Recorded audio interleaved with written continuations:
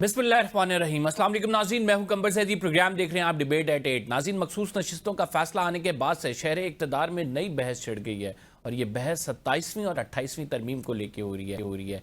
कुछ लोगों की ये क्यास आराई है कि इस तरमीम में पार्लियामेंट की आइनी मुद्दत को भी बढ़ाया जा सकता है, जिसको सोशल मीडिया पे बहुत सारे सारिफीन की जानिब से तनकीद का निशाना बनाया जा रहा है और कहा जा रहा है कि अगर ऐसा हुआ तो आइन के बुनियादी ढांचे को हिला दिया जाएगा। लेकिन ये बात अभी तक सिर्फ बातों की हद तक है, इस पर कोई अमली जामा या फिर ये इंफॉर्मेशन जो है इसने अपनी एक एक्यूट फॉर्म नहीं पकड़ी है। तो इस वजह से हम इस पर सिर्फ सरसरी सा तबसरा करेंगे और इसे प्रोग्राम में डिस्कस करेंगे। दूसरी जानिब पीटीआई पे भी तनकीद हो रही है। पीटीआई चूंकि इस टाइम बानी पीटीआई पे फोकस किए हुए है कि किस तरह से उनको बाहर निकालना है और खैबर पख्तूनख्वा की हुकूमत पर सवालात उठ रहे हैं। खैबर पख्तूनख्वा की हुकूमत के हवाले से एक तो बजट मंजूरी का मामला पहले उनके लिए चैलेंज बना और उसके बाद फिर सवात का ऐसा इंसिडेंट हो गया जिसने हिला कर रख दिया। इस टाइम तमाम लोग इस बात पर तनकीद कर रहे हैं कि खैबर पख्तूनख्वा की हुकूमत के पास क्या माली वसाइल नहीं है और क्या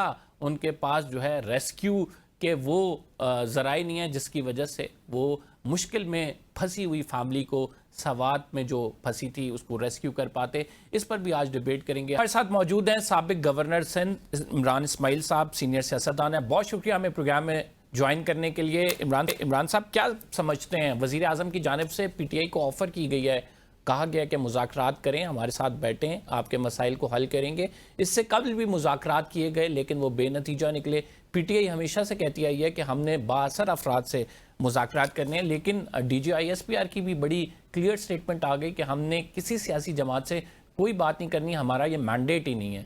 how do you see this situation sir?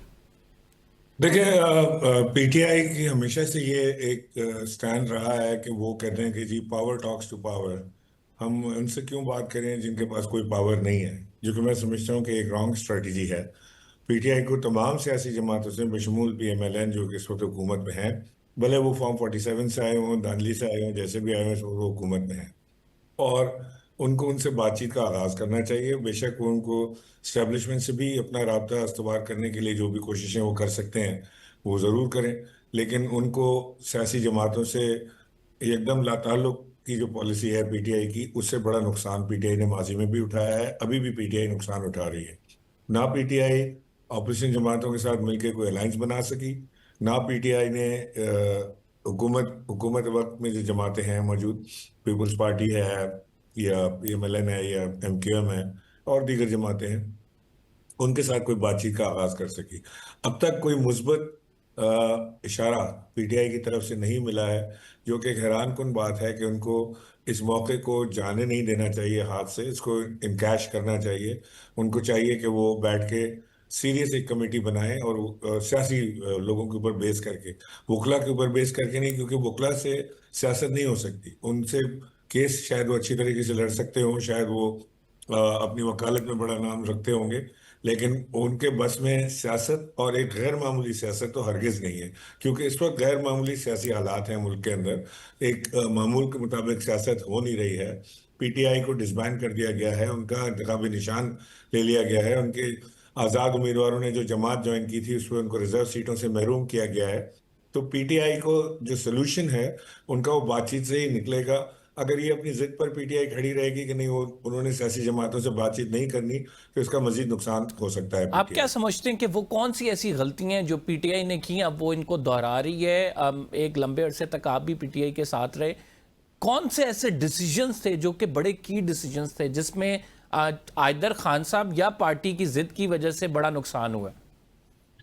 देखिए, एक तो जो टू बिगिन विद जो पीटीआई की हुकूमत जब खत्म की गई थी, उसके बाद से पीटीआई ने एक नया तर्ज सियासत अपनाया कि वो डायरेक्ट कॉन्फ्लिक्ट में चले गए एस्टेब्लिशमेंट के साथ, जो कि मैं समझता हूँ कि एक बहुत बड़ी गलती थी। किसी सियासी जमात को एस्टेब्लिशमेंट के साथ नहीं टकराना चाहिए। एस्टेब्लिशमेंट जो है वो एक हकीकत है, सियासी जमातों की तरह वो भी एक हकीकत है, लेकिन डायरेक्ट कॉन्फ्लिक्ट अगर आप अपनी एस्टेब्लिशमेंट के साथ करेंगे तो उसका नुकसान ही उठाएंगे। तो वो पीटीआई ने एक बहुत बड़ा नुकसान किया अपना। फिर उसके बाद जब हमारी हुकूमत थी उस वक्त भी हमने कतई ताल्लुक रखा, ऑपोजिशन की जमातों से बातचीत नहीं की, उनसे एक दफ़ा भी मुलाकात नहीं की, उनसे कोई رابطہ استوار کرنے کی کوشش نہیں کی، بلکہ اسٹیبلشمنٹ کو یوز کرنے کی کوشش میں رہے کہ اسمبلی میں ارکانوں کی تعداد پوری ہو جائے، ووٹ آف کانفیڈنس میں اسٹیبلشمنٹ ساتھ دے دے، ہر چیز میں اسٹیبلشمنٹ کی طرف دیکھا، جو پی ٹی آئی کی ایک سیاسی غلطی تھی کہ ان کو سیاست جو ہے سیاسی جماعتوں کو مل کے کرنی چاہیے، نہ کہ وہ اور کسی اور کا سہارا لینے کی کوشش کریں. اور جب وہ سہارا چھن گیا، کہ وہ سہارا was not available any more, اور انہوں نے نیوٹرل ہونے کا عندیہ دیا، تو پی ٹی آئی نے اس کا بہت زیادہ پی ٹی آئی نے اس کے اوپر احتجاج کیا، اور پی ٹی آئی اس احتجاج کے نتیجے میں 9 مئی بھی ہوا، اور اس کے بعد اور بھی کئی چیزیں ہوئیں. میں الزام نہیں لگا رہا پی ٹی آئی کے اوپر کہ وہ 9 مئی کے سرن ذمہ دار ہیں، ہو سکتا ہے کوئی تھرڈ پارٹی نے رول پلے کیا ہو، لیکن یہ کہ جو کانفلکٹ سچویشن پی ٹی آئی نے کریٹ کی تھی، اس کا ان کو بہت بڑا نقصان ہوا ہے. اور یہ ایک چیز ہے جو پی ٹی آئی کو آج جہاں پی ٹی آئی پہنچی ہے، یہاں پی ٹی آئی کو پہنچنا نہیں تھا. انتخابات اگر ہمیں حکومت سے ہٹایا گیا تھا، انتخابات سامنے تھے، پی ٹی آئی سب سے پاپولر جماعت تھی، انتخابات تو ہونے ہی ہونے تھے، 2-4 مہینے آگے پیچھے ہوتے لیکن انتخابات اپنے ٹائم پر ہو جاتے، اور پی ٹی آئی کو اس کا ایڈوانٹیج بھی تھا. لیکن انفارچونیٹلی وہ ایک بہت بڑا موقع ضائع ہوا، اور آج پی ٹی آئی جس سچویشن میں، ایک بہت ڈیفیکلٹ سچویشن میں ہے، اس میں سے نکلنا پی ٹی آئی کے لیے اس وقت جو نظر آ رہا ہے وہ تقریباً ناممکن نظر آ رہا ہے. عمران صاحب، آپ کی جواب سے جو میں اخذ کر رہا ہوں، آپ نے کہا کہ پی ٹی آئی جو ہے وہ اس نے ڈائریکٹ کنفرنٹیشن میں چلی گئی. اسٹیبلشمنٹ کی ایک اپنی حقیقت ہے اور اسٹیبلشمنٹ کے رول کو ڈینائی نہیں کیا جا سکتا. دیٹ مینس عمران خان صاحب جو موقف لے کے چل رہے ہیں کہ میں کبھی ڈیل نہیں کروں گا، میں کبھی نہیں جھکوں گا، تو از اٹ پاسبل کہ یہ موقف رکھتے ہوئے عمران خان صاحب کی پارٹی واپس برسر اقتدار آ جائے، یا پھر یہ صرف ایک خیال ہے، ایک خواب ہے؟ دیکھیں، عمران خان صاحب خود کئی بار متعدد بار یہ کہہ چکے ہیں کہ میں اسٹیبلشمنٹ سے بات کرنے کے لیے تیار ہوں، میں ڈائریکٹ بات کروں گا، میں وایا میڈیا یعنی کسی سیاسی جماعت کے through, P M L N کے تھرو ہرگز بات نہیں کروں گا، لیکن وہ ڈائریکٹ بات کرنے کے لیے تیار ہیں.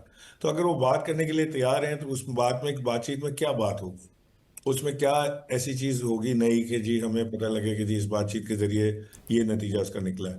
بہرکیف پی ٹی آئی کو ظاہر ہے کہ اس وقت ضرورت ہے، ان کو اسٹیبلشمنٹ سے اپنے رابطے استوار کرنے کی، پی ٹی آئی کو ضرورت ہے سیاسی جماعتوں کے ساتھ رابطے استوار کرنے کی. نفع نقصان تو جو ہونا تھا ہو گیا. اب پی ٹی آئی اس میں سے کوئی بہتری کا راستہ ڈھونڈے، کوئی فلاح کا راستہ ڈھونڈے، اپنے ورکرز کے لیے بھی آسانی کرے، اپنے لیڈرز کے لیے بھی آسانی کرے. لیڈرشپ تو پی ٹی آئی میں رہی نہیں. اب پی ٹی آئی میں جو اس وقت لیڈرشپ ہے وہ تو ساری کی ساری یا تو کمپرومائز ہے یا وہ ان ایکسپیرینسڈ ہے، اور دونوں صورتوں میں پی ٹی آئی کو اس طرح نقصان ہوا ہے. لیکن عمران صاحب، اس تمام معاملے میں ایک بات یہ بھی تو ہے نا کہ آج اسٹیبلشمنٹ اس موڈ میں ہے کہ right now he will sit with P T آئی.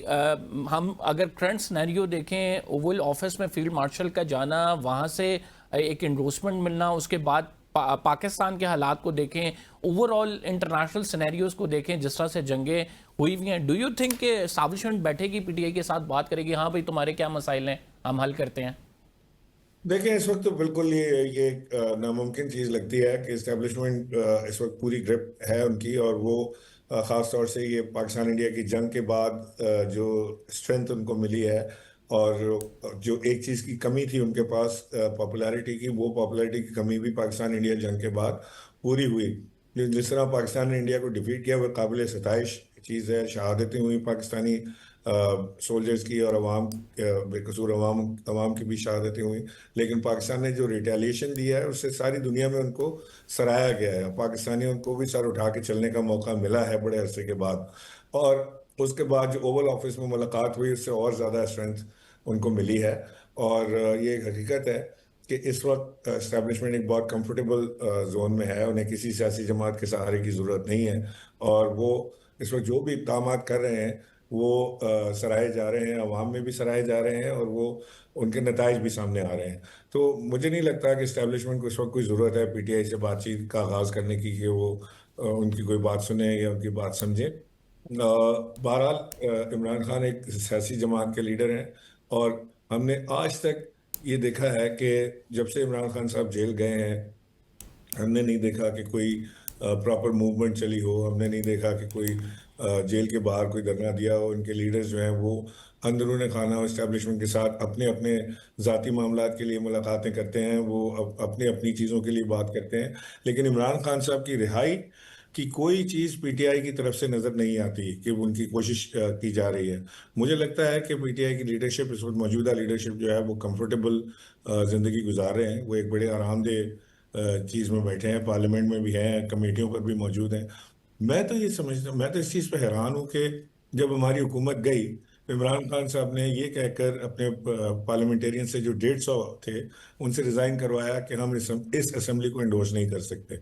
اگر اس اسمبلی کو انڈورس نہیں کر سکتے تھے تو آج کی اس اسمبلی میں کیوں بیٹھے ہیں, اس کو کیوں انڈورسمنٹ دے رہے ہیں, جبکہ یہ تو ہے ہی جعلی اسمبلی.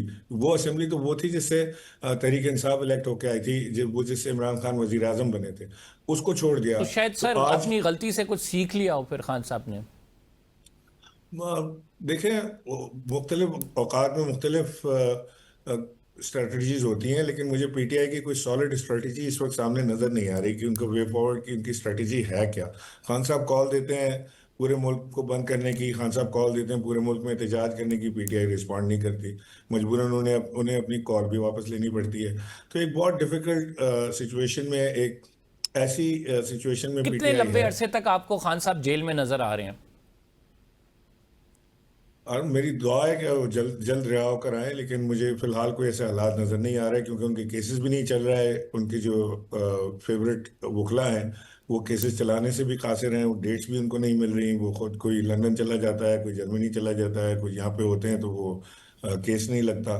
تو وہ بھی کوئی اس محاذ پہ بھی کوئی کامیابی مجھے ہوتی نظر نہیں آ رہی فی الحال.